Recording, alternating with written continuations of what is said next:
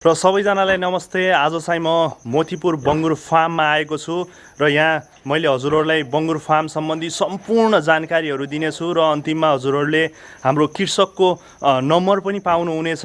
र यदि तपाईँहरूलाई कुनै जिज्ञासा छ, बङ्गुर पालन सम्बन्धी कुनै प्रब्लम छ भने डाइरेक्ट उहाँसँग हजुरले चाहिँ सम्पर्क गर्न सक्नुहुन्छ। यदि उहाँले पनि धेरै कुराहरू आफ्नो इन्टरभ्यू मार्फत दिनुभएको छ, उहाँको इन्टरभ्यू हेरेर पनि तपाईँले धेरै कुरा सिक्न सक्नुहुन्छ। र सबैभन्दा राम्रो पक्ष यो बङ्गुर फार्ममा मैले एउटा राम्रो पक्ष भेटाएको छु। हजुरहरूले यो इन्टरभ्यू हेर्दै गर्दाखेरि पनि त्यो देख्न सक्नुहुन्छ। ल अब चाहिँ हामी इन्टरभ्यूतिर लागौँ है त। दाइलाई स्वागत छ र हजुरले यो ठाउँको नामसहित र आफ्नो परिचय भनिदिनुहोस् न हामीलाई। नमस्कार, म उत्तम श्रेष्ठ, यो मोतीपुर बङ्गुर फार्म। हजुर, अनि यो कहाँ पर्छ दाइ? यो रूपन्देहीमै हो? रूपन्देही हो। अनि यो उपमहानगरपालिका हो कि नगरपालिका के हो दाइ? यो बुटोल उपमहानगरपालिका हो। ए, अनि लगभग अहिले हजुरको यो मोतीपुर बङ्गुर फार्ममा कतिवटा जति बङ्गुर छ दाइ? के छ यसमा? अहिले 65-70 छ। 65-70 बङ्गुर हजुरले पालिराख्नु भएको छ होइन? कति वर्षदेखि यो काम सुरु गर्नुभयो दाजी? 5 वर्ष भयो। 5 वर्ष भयो। अनि सुरुमा चाहिँ कतिवटा बङ्गुरबाट सुरु गर्नुभएको र अहिले कतिसम्म पुर्याउनु भएको छ? सुरुमा 30वटा बङ्गुर राखेको। हजुर। अहिले 65 भएको। अनि प्रजननहरू अनि सबै कुरा तपाईँले फार्ममै गराउनुहुन्छ? हजुर। अनि जस्तो किन्दाखेरि सुरुमा तपाईँले 30वटा बङ्गुर किने भन्नुभयो, त्यो 30वटा बङ्गुर किन्दाखेरि तपाईँले बच्चा बङ्गुरहरू राख्नुभयो कि अलिकति वयस्क बङ्गुरहरू राख्नुभयो दाइ? सानो बच्चा राखेको। बच्चा बङ्गुरहरू राख्नुभयो। कति पर्यो दाइ त्यतिखेर पर पिसलाई हजुरले किन्दाखेरि? त्यतिखेर 4500 पर्यो। अनि अहिलेको बजार भाउ के छ दाइ एउटा बच्चाको, सामान्य बच्चाको? सामान्य 5000। 5000 छ। हजुर। अनि जस्तो यो फार्ममा हजुरले 60-70वटा बङ्गुरहरू राख्नुभएको छ, अनि यसको खानेकुराको व्यवस्थापन कसरी गर्नु भएको छ? खानेकुरा त त्यही चापट अरू के दिनुहुन्छ? सबै हामीलाई एकदम खुल्ने गरी एकदम खुलेर बोलिदिनुहोस् न दाइ। हजुरलाई केही नभए पनि 30-40 हजार 50 हजार जनाले हेरिराख्नु भएको छ। यो दानाको बारेमा चाहिँ एकदम स्पष्ट तरिकाले भनिदिनुहोस् त, के खुवाउनु हुँदो रहेछ हजुरले? अहिले त चापट मात्रै खुवाइरहेको छ। चापट। अनि जस्तो होटेलबाट ल्याइन्छ नि, यो होटेलबाट ल्याएर खुवाउने भन्ने यो के हो? यो कसरी कन्ट्याक्ट गर्ने, के हो यो? त्यो मासुको लागि हो। मासुको लागि? अनि यो चाहिँ हजुरले के को लागि यो पालेको खास? यो त माउको लागि हो सबै। यो सबै हजुरले ब्रिडिङ फार्म मात्रै हो? हजुर। यहाँबाट हजुरले बच्चा मात्रै बेच्नुहुन्छ? बच्चा मात्रै। ए, लगभग कतिवटा माउ छ अहिले हजुरसँग? अहिले 30वटा छ। 30वटा माउहरू छ। अनि बच्चाहरू? बच्चाहरू साना छन्। पर पिस कसरी बेच्नुहुन्छ हजुरले यो फार्मबाट यो बङ्गुरहरू? बच्चा 5 पनि बेचिएको छ क्या। हजुर हजुर। अरू मासुलाई त काटेर। अनि जस्तो यो बङ्गुरहरू छ, अनि कुन जातको बङ्गुर हो केही थाहा छ दाइ हजुरलाई? यो डिउरो हो। डिउरो? एउटा मात्र प्रजाति पालिराख्नु भएको छ? डिउरो ल्यान्ड्रेस। ए, डिउरो र ल्यान्ड्रेस भन्ने दुई जातिको बङ्गुरहरू हजुरले यो फार्ममा पाल्नु भएको छ। अनि जस्तो विशेष गरी यो बङ्गुरमा सबैभन्दा बढी समस्या केमा आउँछ दाइ? समस्या त खासै छैन अहिले। नाइ, जस्तो रोगहरूको कुरा गर्नुपर्दा हामीले के कुरामा ध्यान दिनुपर्छ यो बङ्गुरको फार्महरू बनाउँदाखेरि, अथवा बङ्गुर पाल्ने सोच बनाइयो भने यसमा मेन लाग्ने रोगहरू समस्या के चाहिँ हो? समस्या त यसमा सरसफाइ धेरै गर्नुपर्छ। सरसफाइ धेरै गर्नुपर्छ। दिनमा कतिचोटि सरसफाइ के छ दाइ त्यो? दिनमा साँझ बिहान। साँझ बिहान। अनि दाना हामीले कति टाइम दिनुपर्ने हुन्छ? दाना पनि 2 टाइम हो। 2 टाइम सरसफाइ गरिसकेपछि। अनि जस्तो भिटामिनहरू प्रोटिनहरू यताउति के हो त्यो? भिटामिन त खुवाउनु परेको छैन अहिलेसम्म खुवाउनु भएको छैन। अनि जस्तो घाँसहरू के घाँसहरू खुवाउन मिल्छ यो बङ्गुरलाई? घाँस त अब जे दे पनि खान्छ, तर घाँस खुवाएको छैन। घाँस खुवाउनु भएको छैन? के हुन्छ घाँस खुवाउँदा? केही प्रब्लम हुने त्यस्तो केही समस्या निस्किने केही? घाँस खुवाउँदाखेरि धेरै मोटा हुँदैन। हजुर। फ्याट कम हुन्छ।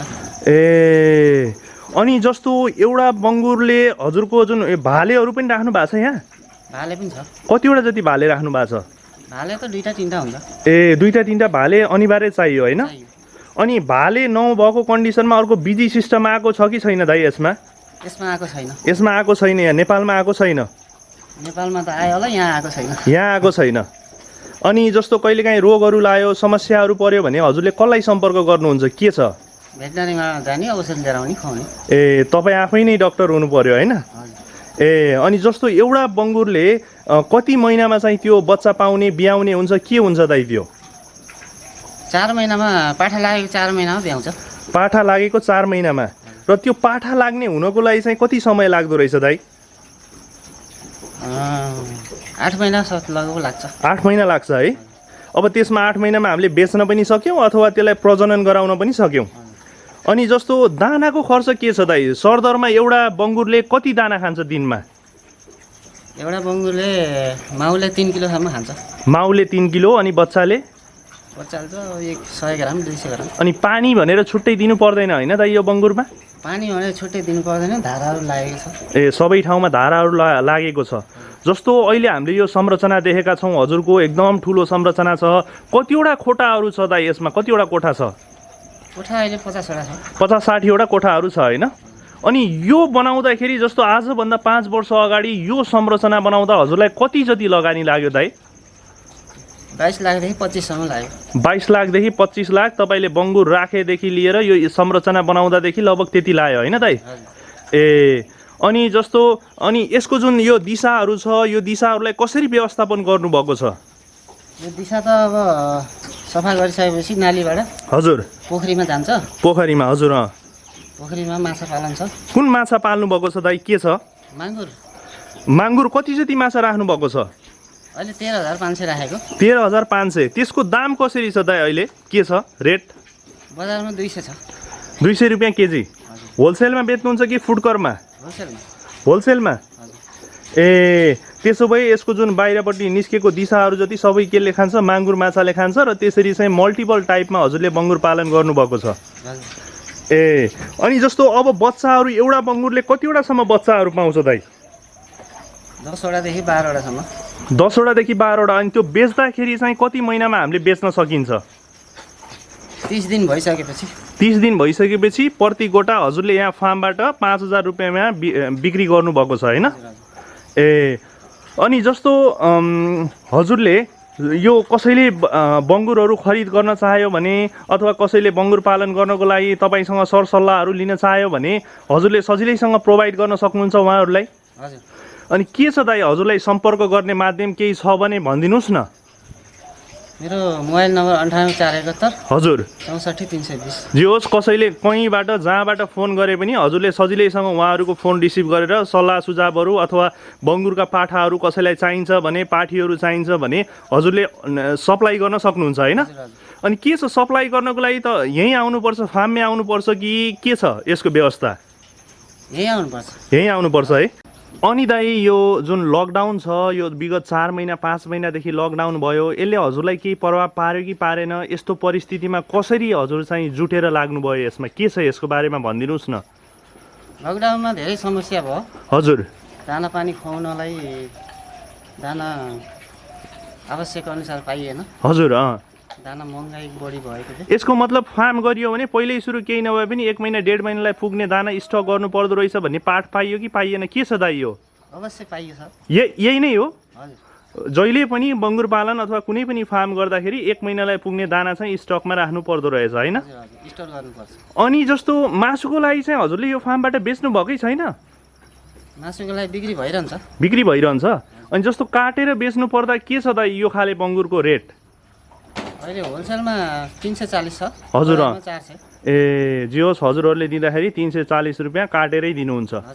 ए अनि समग्रमा जस्तो यत्रो फार्म खोल्नुभएको छ हजुरलाई चाहिँ के छ खुसी हुनुहुन्छ हजुर यो फार्मबाट? खुसी नै भन्नु पर्यो। अनि के छ सरकारले कतिको सहयोग गरेको छ दाइ यो पनि भनिदिनुहोस् न हामीलाई? केही सहयोग पाउनु भएको छ कि नै सरकारबाट? सरकारतिर त गइएको छैन अहिलेसम्म, आफ्नै हो निजी। निजी हो है? सरकारबाट अनुदानका कुराहरू यताउतिको लागि चाहिँ तपाईँले पेस गर्नुभएको छैन? छैन। अनि फर्म चाहिँ दर्ता गर्नुभयो? फर्म त दर्ता भइरहेको कृषिमा। हजुर हजुर। अनि यो उपमहानगरपालिकामा दर्ता गर्नुभएको छैन? छैन। ए त्यसो भए सरकारलाई चाहिँ हजुरले केही हेर्नुभएको छैन, उहाँहरूको वास्तै गर्नुभएको छैन होइन? छैन। अनि जस्तो यो पोखरी देखेका छौँ, यो पोखरी कति कट्ठाको हो दाइ? के हो? 4 कट्ठाको।